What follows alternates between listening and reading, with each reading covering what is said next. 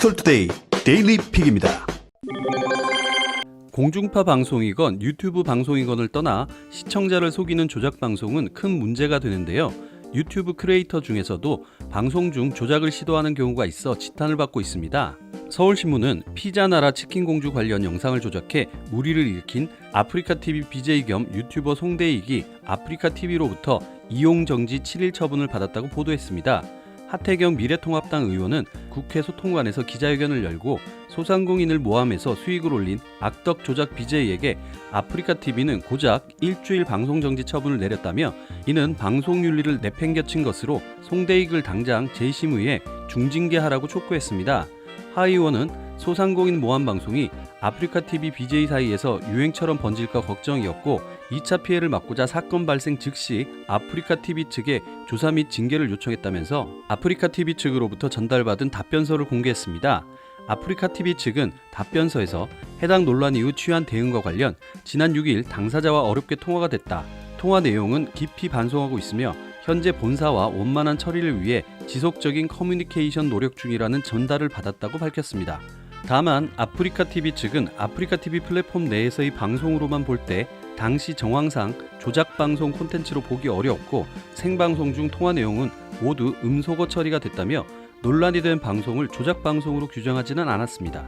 앞서 송대익은 지난달 28일 배달 음식이 도착했는데 배달 내용물을 누가 빼먹었다는 내용의 영상을 올리면서 논란의 중심에 섰습니다. 한편 피자나라 치킨공주는 지난 3일 서울 송파경찰서에 송대익에 대한 고소장을 접수했는데요. 전국 가맹점의 추가적인 피해를 막기 위해 강력 대응하겠다는 입장입니다. 요즘은 청소년은 물론 성인들도 여드름 때문에 고민하는 경우가 많은데요. 호르몬 요인, 환경 요인으로 인해 여드름 고민을 하는 분들에겐 조금 반가운 뉴스입니다. 바로 국내외 공동 연구팀이 동전만한 여드름 패치를 개발했다는 소식인데요. 서울신문에 의하면 연구진이 나노물질과 첨단 프린팅 기술을 이용해 피부에 부착하면 여드름과 염증을 치료할 수 있는 투명 온열 패치를 개발하고 나노과학 분야 국제학술지인 나노레터스에 이 내용을 발표했다고 합니다. 염증성 피부 질환들은 피부에 따뜻한 열을 가해 혈액순환과 물질 대사를 촉진하는 온열 기법으로 개선될 수 있는 것으로 알려져 있는데요. 바로 이 원리를 이용한 방법이죠. 기존에도 온열 패치가 개발돼 있지만 구동 모듈과 배터리 등이 별도로 필요해 부피가 커지면서 부착 가능 부위가 제한적이고 투명하지 않아 쉽게 눈에 띈다는 문제가 있었습니다.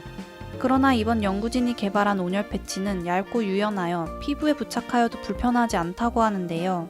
또한 패치 뒤에 글씨가 충분히 보일 정도로 투명성이 뛰어나 눈에 잘 띄지 않는 것도 장점이라고 합니다. 연구팀은 나노 와이어를 이용해 개발한 투명 전극과 투명 배터리를 통해 이 기술을 완성했는데요. 이렇게 만들어진 투명 전극과 투명 배터리는 통신 회로로 연결돼 무선으로 간단히 충전할 수 있을 뿐만 아니라 투명 패치를 가볍게 누르면 열이 발생하여 언제 어디서든 사용이 가능하다고 합니다. 미용 산업이나 피부과 치료 등에 다양하게 활용될 수 있기 때문에 차세대 웨어러블 기기 플랫폼이 될 수 있지 않을까 하는 기대를 해볼 수 있겠네요. 휴대폰이나 스마트폰을 사용하면 전자파로 인해 우리 몸에 이상이 생길 수 있다는 얘기는 자주 들어오던 것이었는데요.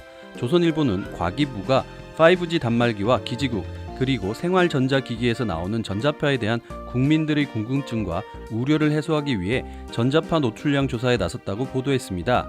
국립전파연구원이 실시한 이번 조사는 실환경에서 5G 기지국, 무선 기능이 있는 공기청정기, 음파 진동 운동기, 벌레 퇴치기 등 제품과 승강기 기계실 주변에 대한 전자파를 측정 분석했습니다. 제품의 선정과 측정 결과는 시민단체와 학계 전문가가 참여한 생활 속 전자파위원회에서 검토를 맡았습니다. 과기부의 조사에 따르면 음성통화, 대용량 메일 전송, 동영상 시청 등 실제 사용 환경에서 5G 스마트폰의 전자파 흡수율은 기준치 대비 1.5에서 5.8% 수준으로 낮았습니다. 앞서 2019년부터 2020년 6월까지 시장 출시를 위해 최대 출력 상태에서 전파 흡수율 평가를 받은 5G 스마트폰 제품이 기준 대비 평균 43.1%였던 것을 감안하면 실제 사용 환경에서의 전자파 흡수율은 최대 출력 상태보다 훨씬 낮은 수준이라는 것이죠. 이 밖에 공기청정기, 음파 진동 운동기 등 생활제품 3종의 전자파 노출량 역시 인체보호 기준 대비 1% 미만인 것으로 나왔습니다. 승강기 기계실 주변은 일반인이 아파트 최상층에 거주하거나 승강기를 이용할 때 가장 근접할 수 있는 지점에서 측정을 진행했고 기준 대비 1% 미만인 것으로 나타났습니다. 5G 폰을 공짜로 준다는 광고를 보신 적이 있으신가요? 방통위가 이번에 이통 3사에 역대급 과징금을 부여했다고 합니다. 뉴스원에 따르면 방통위는 8일 경기도 과천시 정부 과천청사 회의실에서 전체 회의를 열고 SK텔레콤에 223억 원, KT에 154억 원, LG U+에 135억 원의 과징금을 부과하고 차별적 지원금 지급 중지 등 시정명령을 내리기로 의결했다고 전했습니다. 이는 지난 2014년 10월 단만기 유통구조법인 단톡법 시행 이후 최대 규모인 512억 원인데요. 또 사전 승낙제를 위반하거나 부당하게 차별적 지원금을 지급한 125개 유통점에 대해서도 총 2억 7,240만 원의 과태료를 부과하기로 했습니다. 앞서 3기 방통위는 지난 2018년 이통 3사에 대해 총 506억 원의 과징금을 부과한 바 있습니다. 이번 과징금은 이 기록을 깬 것으로 단통법 시행 이후 최대 규모인데요. 지금까지 역대 최대 과징금은 단통법 시행 이전인 2014년 584억 원이죠. 방통위 조사 결과에 따르면 지난 2019년 4월 1일부터 8월 31일까지 5개월간 이통 3사의 119개 유통점이 약 17만 명의 이동통신 가입자를 대상으로 공시지원금보다 평균 24만 6천 원을 초과 지급한 것으로 나타났습니다.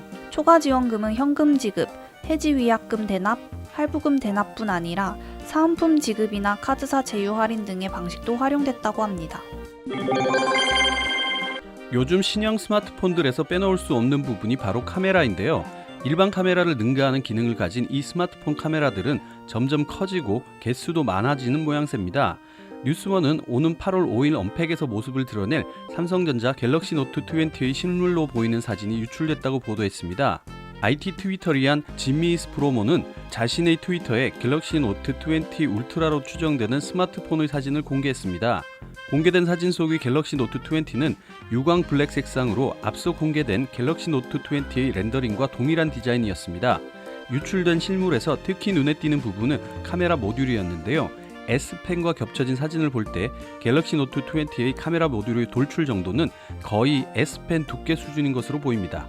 카메라 배열은 올해 초 발표됐던 갤럭시 S20 울트라와 같은데요. 그러나 100배 줌을 강조했던 갤럭시 S20 울트라와 달리 이번에는 왼쪽 일렬로 배치된 카메라 렌즈 3개를 각각 원형 틀로 강조했습니다. 마치 신호등 같은 모양새죠. 갤럭시 노트 20는 지금까지 실물과 렌더링이 공개된 울트라 모델 외에도 일반 모델도 출시되는데요. 일반 모델은 엣지 디스플레이가 아닌 평평한 화면의 플랫 디스플레이가 채택될 전망입니다. 이번 갤럭시 노트 20 시리즈의 가격대는 일반 모델 약 119만원, 울트라 모델 약 155만원으로 전작에 비해 비교적 저렴하게 책정될 것으로 알려졌습니다. 정부가 330만 장의 외식 쿠폰을 뿌린다고 하는데요. 독이 될지 득이 될지는 한번 지켜봐야 할 것 같습니다. 한국경제에 따르면 정부가 내수 경기를 살리기 위해 330만 장의 외식 쿠폰을 선착순으로 지급한다는데요. 문제는 사용처별 시스템 통합이 되지 않아 한 사람이 여러 번 할인 혜택을 받을 수 있어 중복 수령이 될 거라는 거죠. 외식 소비 쿠폰은 5번 외식을 하면 1만원의 카드사 포인트를 주는 방식으로 운영됩니다. 주말에 일반 음식점에서 2만원 이상 결제를 하면 1회 외식을 한 것으로 집계되고 5번 누적되면 포인트를 지급하거나 6번째 결제 시 결제 금액에서 해당 금액을 차감해줄 계획입니다. 정부는 참여 카드사 선정을 진행 중이지만 카드사 간 시스템 통합 방안은 마련하지 못한 것으로 알려졌는데요. 이에 따라 카드사 간 외식 횟수 합산은 불가능합니다. 혜택을 받기 위해선 동일 카드사에 카드를 결제해야 합니다. 이 과정에서 같은 이유로 여러 카드사에서 할인권을 받는 등의 꼼수가 가능할 전망인 건데요. 또한 외식 쿠폰 외에도 영화, 공연, 관광, 농수산물, 체육, 전시, 숙박 등 총 8개 분야의 소비 쿠폰도 다음 달에 함께 풀립니다. 정부는 3차 추가 경정 예산안을 통해 마련한 약 1,700억 원의 예산을 활용해 9천억 원 규모의 소비를 촉진한다는 계획입니다. 앞서 말한 쿠폰 역시 중복 집계가 염려되는 상황인데요. 이에 중복 수령은 문제다와 소비를 촉진시키는 것이 더 중요하다의 의견이 대립하고 있다고 합니다. 현대차와 기아차는 결국 같은 집안의 회사이지만 경쟁 차종들은 나름의 싸움을 벌이고 있죠. 항상 현대차 쪽이 약간 우세해 보이는 게 사실이었는데요. 디지털 타임스는 한동안 히트작을 내지 못한 현대차가 올 상반기 스포츠 유틸리티 차량, 즉 SUV 내수 판매량에서 기아 자동차에 역전을 당했다고 보도했습니다. 현대차는 최근 선보인 신형 산타페와 조만간 선보일 투싼 신모델 등을 앞세워 하반기 실적 회복에 나선다는 전략인데요. 업계에 따르면 현대차는 올 상반기에 총 10만 1,309대의 SUV 국내 판매량을 기록해 전년 동기보다 14.7% 감소했습니다. 같은 기간 기아차는 17.2% 늘어난 12만 2,176대를 판매해 현대차를 앞질렀습니다. 현대차는 제네시스의 GV80을 합쳐도 11만 8,316대에 그쳐 기아차를 넘지 못했습니다. 지난해의 경우 현대차는 상반기에 기아차를 앞섰고 연간 실적에서도 23만 8,965대를 기록해 기아차를 이겼습니다. 하지만 현대차가 올해 깜짝 실적을 낸 차종이 없었던 데 반해 기아차는 새로 선보인 차종이 높은 인기를 누린 여파로 풀이됩니다.